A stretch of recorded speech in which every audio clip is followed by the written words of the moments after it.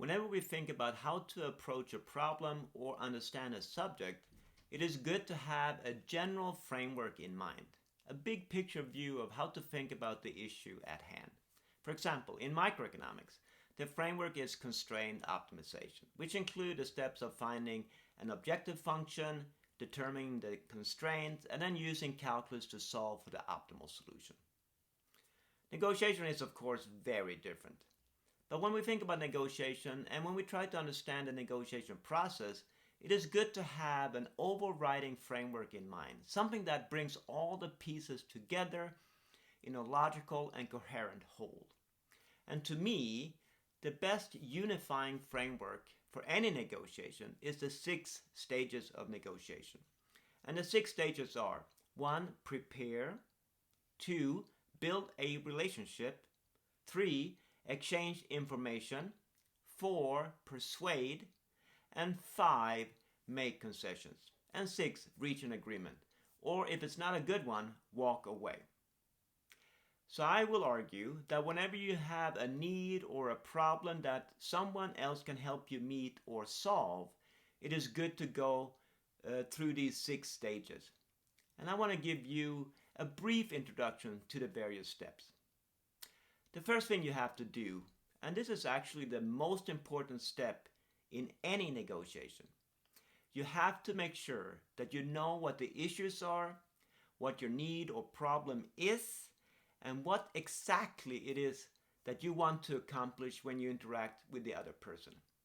If you don't know where you're going, you will not get there. You need to spend significant time preparing and planning for the time when you will actually meet the person that can help you. This is the golden rule of negotiation. Never negotiate unprepared. And as a general rule, you should spend more time preparing for a negotiation than you expect to actually spend interacting with the other side. The second step is to realize that people are much more likely to help you if they like you. So before you ask people to do you favors or give you things of value, make sure that you build a relationship with them.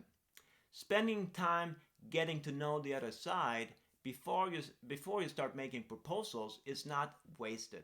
Instead, it is a crucial part of the negotiation process. So make the other side like you.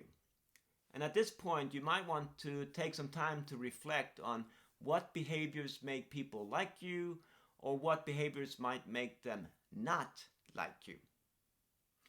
In this build a relationship stage, you will also start to get a sense of what type of interaction you and the other person is likely to have.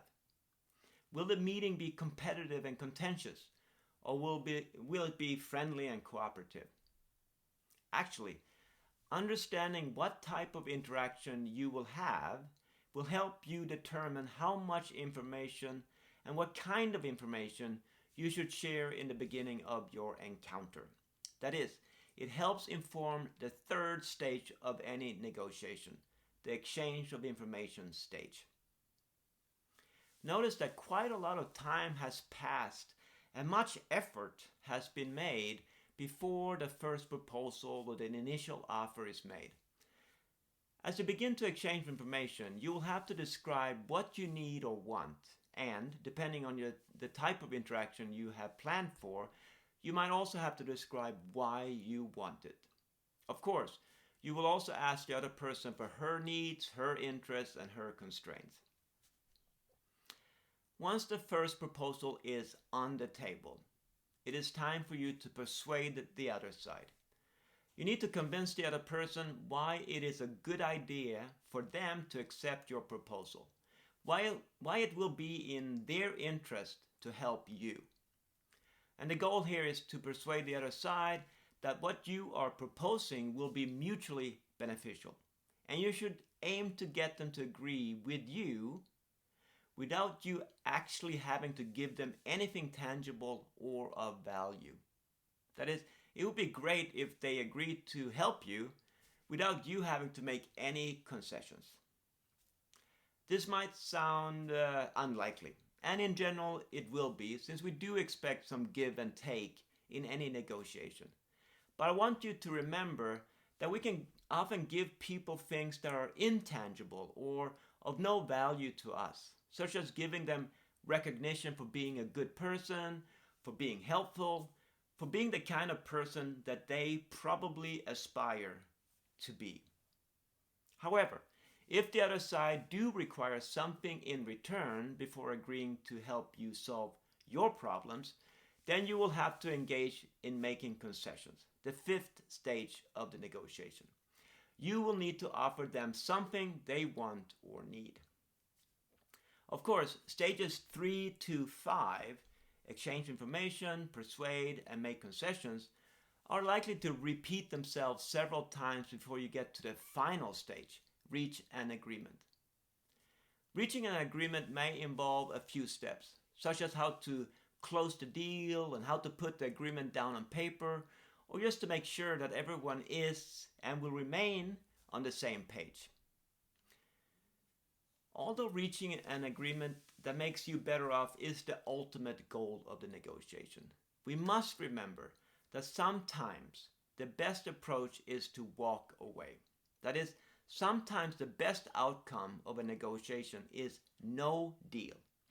In general, you should always walk away if your discussions with the other side have not yielded an outcome that is better than your BATNA. That is, an outcome that is better than your best alternative to a negotiated agreement, BATNA.